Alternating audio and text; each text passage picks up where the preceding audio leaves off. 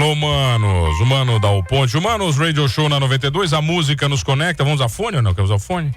Então joga pra baixo. Joga ele pra baixo aí. 984-410010. Manda o WhatsApp pro Maninho pra participar do Manos Radio Show. Hoje o Manos... nós vamos falar de Manos Vida Show. É isso, Vida Show. Ela tá aqui, minha bruxaça. Né, cada vez que eu falo com ela é um turbilhão de emoções, né? Meu Deus do céu. Não é nem pra ter chegado tão cedo, tá louco, rapaz? Tá aqui comigo, eu tenho o prazer de receber ela com uma história maravilhosa de vida. Ela que já ajudou tantas pessoas na profissão dela, e eu tenho certeza que passou por alguns momentos que precisou ser ajudada também. E aí que o bicho pega, eu quero que ela conte essa história pra mim. Eu tenho o prazer de receber a Anne, posso falar o nome completo? O nomezão, né? Anne Jussara Fabris Casagrande. A Anne Fabris aqui comigo. Anne, que bom te receber. Aí vira só Anne, né? A Anne aqui comigo. Muito obrigada pelo convite. Boa tarde a todos os seus ouvintes. Boninha. 92 FM, tá?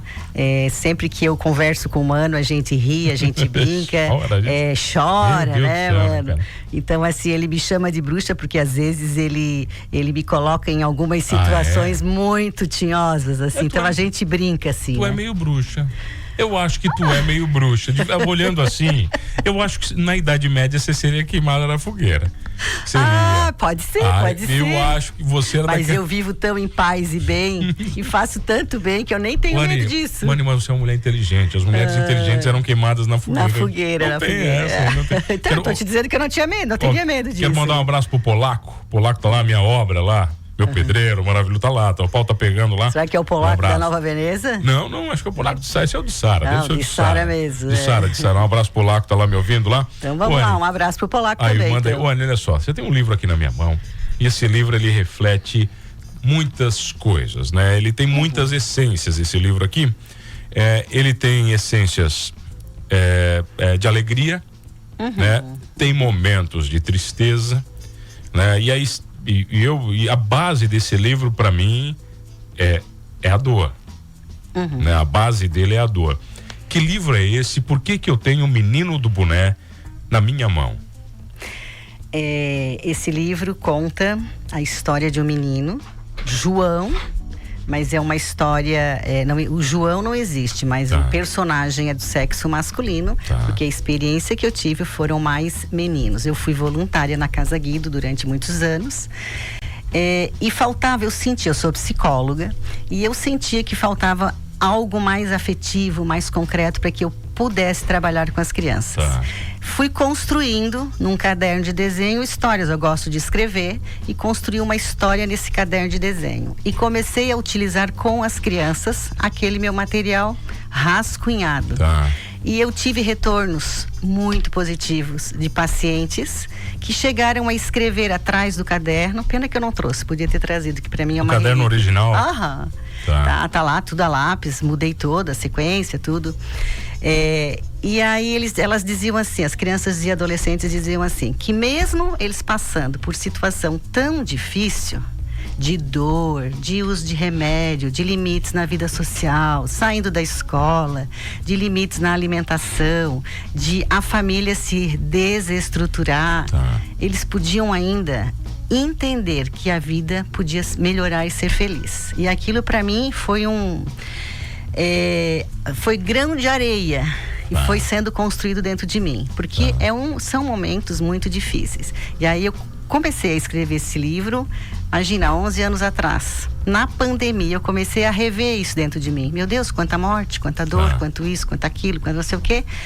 E também nesse período da pandemia, eu gosto muito de escrever. E eu fui convidada para participar de algumas coletâneas. Dentre elas, uma coletânea sobre caminhos, organizado pela Silvia Previdelli, de São Paulo. E aí eu virei amiga dela. E aí eu disse assim... caminhos referente ao quê? Referente ao quê esses caminhos? Pois referente, depois a gente chega onde é que são esses caminhos. Caminhos no Brasil, porque eu sou peregrina. E eu ia escrever sobre Santa Paulina. Vai dizer, né? Peregrina também. E aí eu disse assim, Silvia, eu tenho uma vontade de publicar um livro, eu já tenho um rascunho, mas eu preciso de ajuda, porque eu não sou escritora, eu sou psicóloga, faço trabalho voluntário.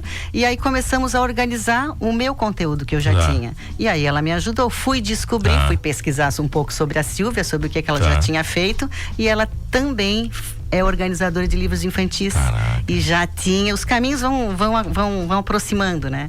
E aí eu só disse assim, eu quero publicar, e aí ela foi me ajudando, e aí eu disse assim, eu quero alguém que faça um desenho que seja alegre, que seja vivo, que seja que chame a atenção da criança, não importa a idade. E aí ela falou com o Murilo, e o Murilo a gente fez contato, e aí ele disse assim, tu quer assim, tu quer assado? Eu escolhi aquarela porque eu acho a aquarela muito afetivo. E aí eles foram definindo e a coisa foi. Então, assim, ano passado eu fiz o lançamento desse livro em setembro, foi muito legal, vendi bastante livros. E o que o livro trata, né? A história de uma criança que tem uma vida saudável, um menino, tá? Que vai pra escola, que brinca, que tem um bicho de estimação, que usa computador e que de repente começa a sentir febre, enjoado, que aí entra os sintomas. Eu não aprofundei os sintomas do câncer, mas aquela coisa básica, né? Aí a mãe leva, busca ajuda, vai num posto de saúde, o médico desconfia de alguma coisa, manda pesquisar. E aí entra todo o processo que a gente conhece de quem passa a investigar um problema de saúde, e no final, a criança lendo a história e ouvindo a história, ela vai começando a se ver dentro da história. Essa história acaba bem? Acaba com uma carta de gratidão. Ele no final, porque existe dentro da minha formação, assim, né? Eu tentei mostrar de um jeito que as pessoas não vão perceber, mas dentro de uma visão sistêmica, a participação da família, a reorganização da família, professores, existe uma lei que pode a criança ter um ajudante, ter o professor com apoio, a escola com apoio. Então, não citei a lei, mas eu sei que existe. Então, eu fui trazendo conteúdos reais para uma história infantil. Então, uma criança, eu tenho usado o livro, inclusive, uma criança assim, que tem dificuldade de usar remédio, uma criança que vai fazer uma cirurgia, não necessariamente esse conteúdo vai ser só para criança que tem um problema de câncer. Não, é usado para qualquer criança que precisa de ajuda e que a família precisa de apoio, precisa se reorganizar. Então, o pai vai trabalhar, alguém tem que ficar em casa, no hospital com a criança. Então existe assim, é um livro assim que foi muito bacana o retorno que eu tive, né? Os medos, vai aparecer os sentimentos da criança. Então, quando o médico encaminha para o hospital, que ele precisa fazer mais exames, que é só feito lá, na cabeça da criança, olha ali a página, procura ali na página. Que é do hospital, que vai pro hospital, e a criança imagina tudo monstro. Os monstros em volta, tudo monstro em volta. E aí entrou também os amigos do bem, né? O Super-Homem, Mulher Maravilha, né? Que hoje isso é bastante, deixa eu mostrar que coisa linda. Atual, né? Aqui em Criciúma a gente tem. Deixa eu ver se dá pra ver aqui. Dá pra ver um pedacinho aqui. Pra quem tá no vídeo, eu tô mostrando. Na época existia só o Batman, né? Que era de Uruçanga, né? E o nosso Wolverine se foi. Exatamente. O Wolverine partiu, né? O nosso Batman foi pra São Paulo, tá longe. Me diz uma coisa. Esse livro aqui, ele é quase um presságio pra você? Não foi, não era. Não era. Mas acabou sendo. O que aconteceu com você? Tudo que você escreveu aqui, eu vivi depois. Você viveu? Eu vivi depois. Você teve que escrever sua carta de gratidão? Eu escrevi de outras formas. O que aconteceu com você? Eu lancei esse livro em setembro do ano passado. Em 21 de novembro foi diagnosticado com tumor de intestino. 3 de dezembro, cirurgia. 5 de janeiro de 2023, quimioterapia até julho deste ano. Até junho, 28 de junho desse ano. Agora, recente. Os sintomas da quimio são reais ainda. Você sente ainda a quimio? Sinto. Mas como é que você enfrentou isso tudo? Porque, sei lá, eu olho pra você, eu não sei, eu olho pra Anne. E você, eu vou usar um termo chulo, mas é a pessoa mais ligo foda-se que eu conheço. É verdade. Isso no bom sentido, sabe? Não é que você é desprendido das coisas. Ao contrário, você consegue sempre enxergar um passo à frente tudo. Os médicos disseram para mim, as enfermeiras, que eu era uma paciente diferente, que eu era diferente, eu vou falar diferente. Você é exótica. Assim, no sentido de que eu era muito otimista, eu estava sempre para cima, eu nunca chorei, nunca nenhum momento, nunca, nenhum momento nesse tratamento, nunca, tá? E eu dizia, vai dar certo, e primeiro critério que eu utilizei, eu confio. Eu confio no cara lá de cima, eu confio na equipe e eu confio em mim, então eu vou dar volta, tá? E aqui, o que eu mais senti, foi ter que parar de caminhar. Porque caminhar para mim não é sair de casa para caminhar, não é isso, é peregrinar. Eu tinha uma viagem toda paga para o Japão, que eu ia fazer um caminho no Japão. Em abril, e eu comecei, achei que eu fosse, a ingenuidade, né? Achei que eu fosse. Vai dar certo ainda. Vai dar certo, mas vai ser 2025, já continua dando certo. O caminho tá lá, é só se organizar. Então, assim, é o que eu mais senti. Por quê? Porque esse contato com a natureza, o contato com as pessoas no caminho, o contato com as pessoas do caminho, tá? É terapêutico para mim.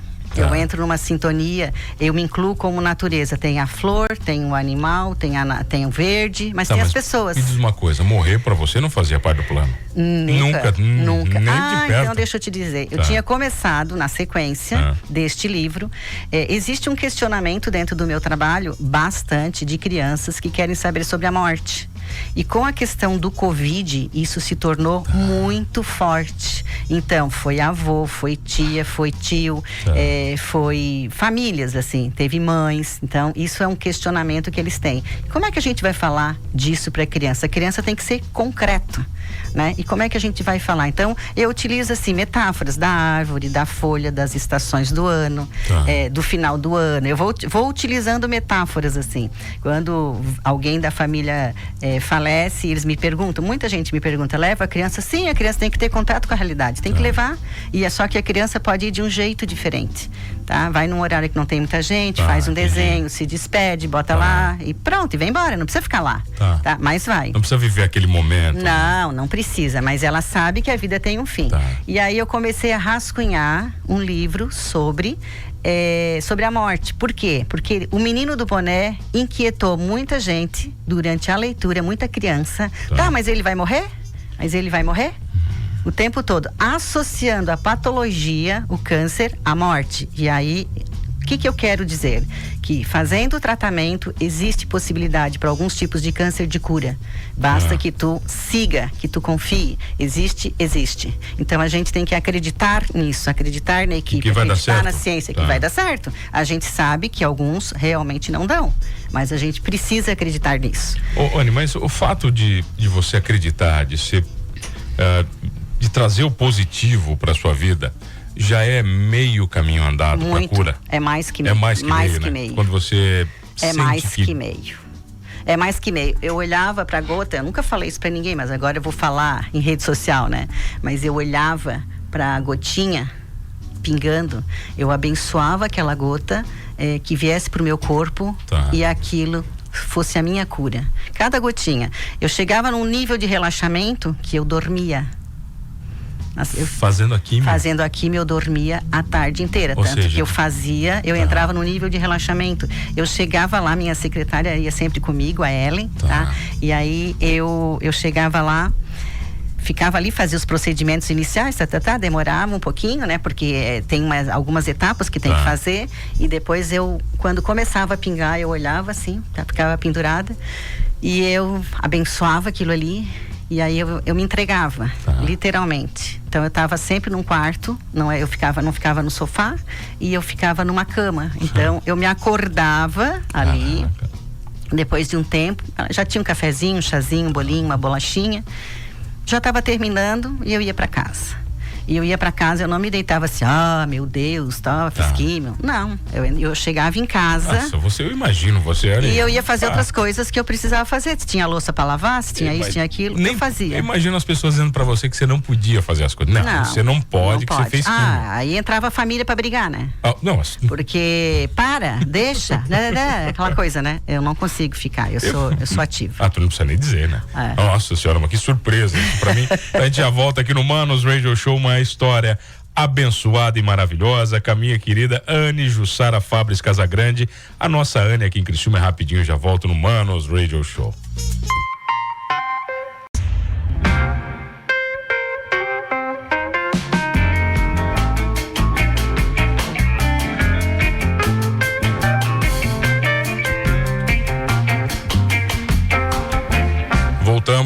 Manos, Radio Show na 92, a música nos conecta. Hoje as boas histórias, as inspirações e a vida. Hoje é a vida que nos conecta, ela tá aqui mais viva do que nunca.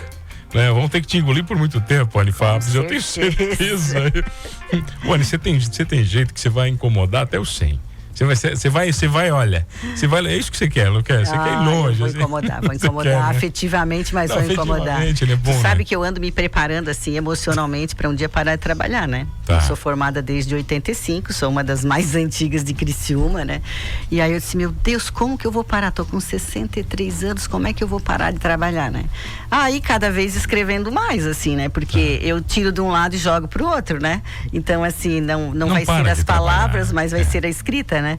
Porque, assim, gente, não tem como a gente parar de trabalhar. Como é que tu vai fazer? Aí eu olho aquela quantidade de livros, aquelas coisas todas que eu tenho. O que a gente vai fazer com isso? A gente não leva nada. A gente não leva nada, né? Então, assim, o que a gente leva, agora nem se leva mais, né? Porque se crema, né? Sim. Então, assim, meu Deus, como eu tenho pensado em cima disso. Mas não em cima da doença, assim, por causa de doença, nada disso. Porque eu venho pensando sobre esse quesito da finitude, assim, né? A finitude de várias coisas, né?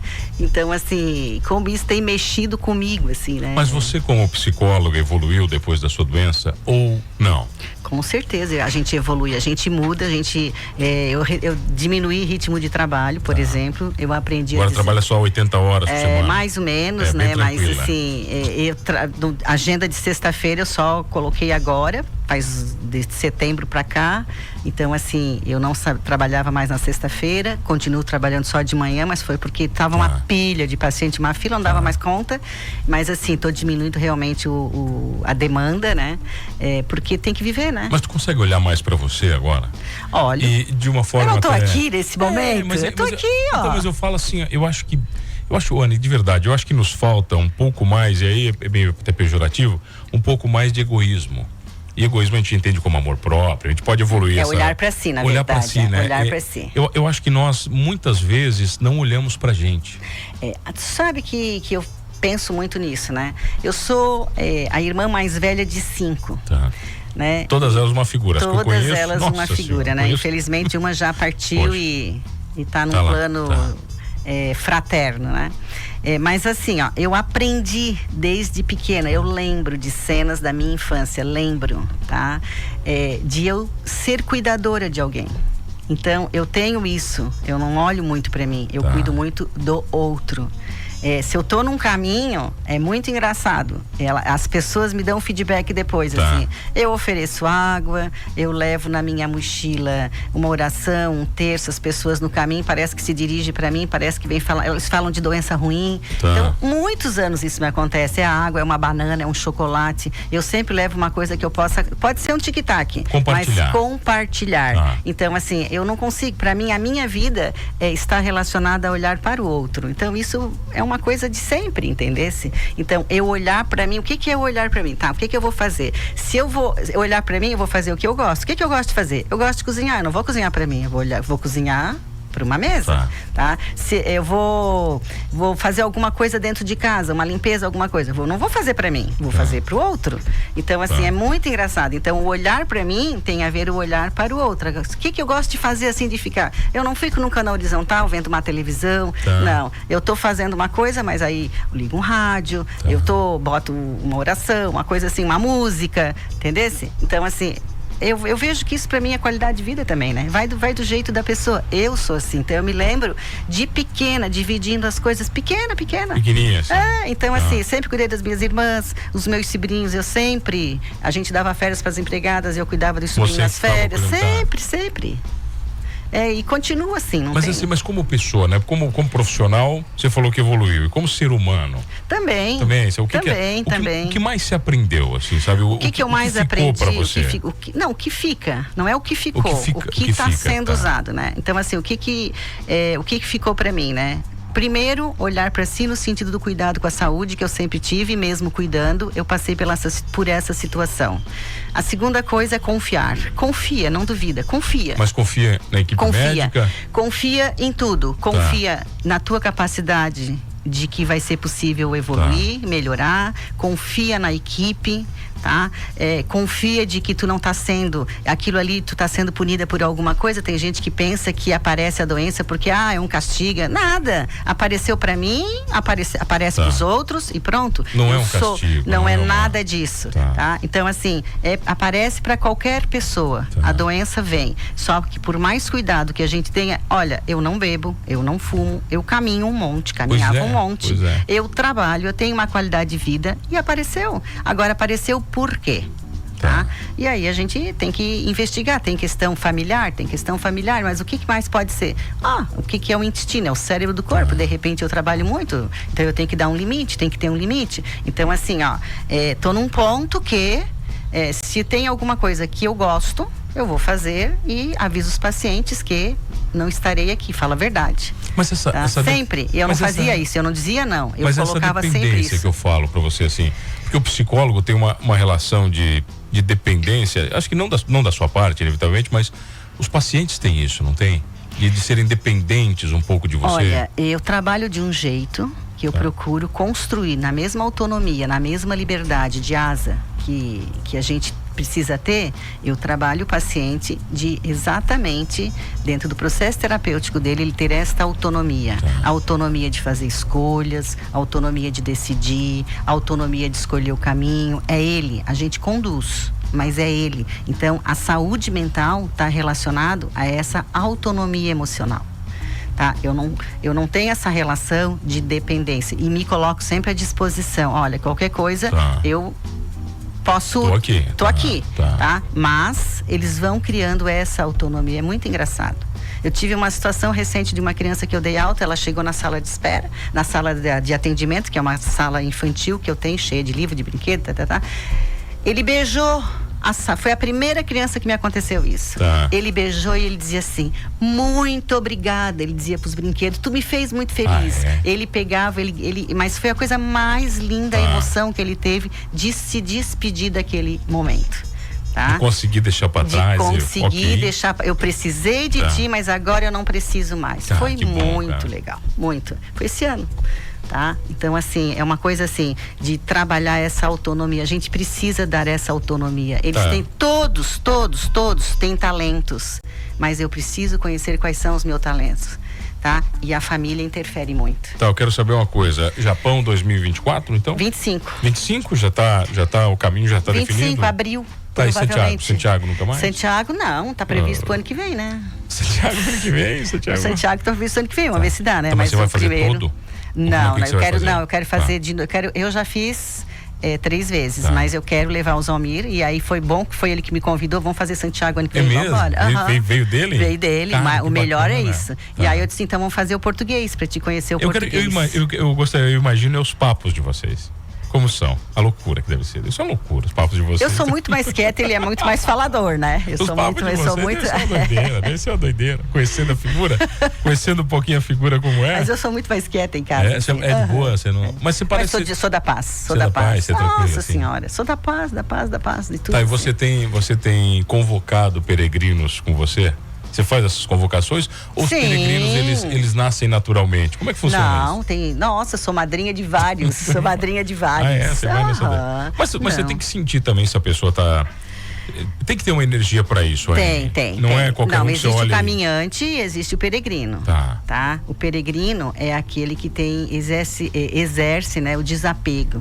Então ele não está preocupado com muita coisa. Ele se desapega do contexto material. Ele contempla o caminho, ele vive o caminho.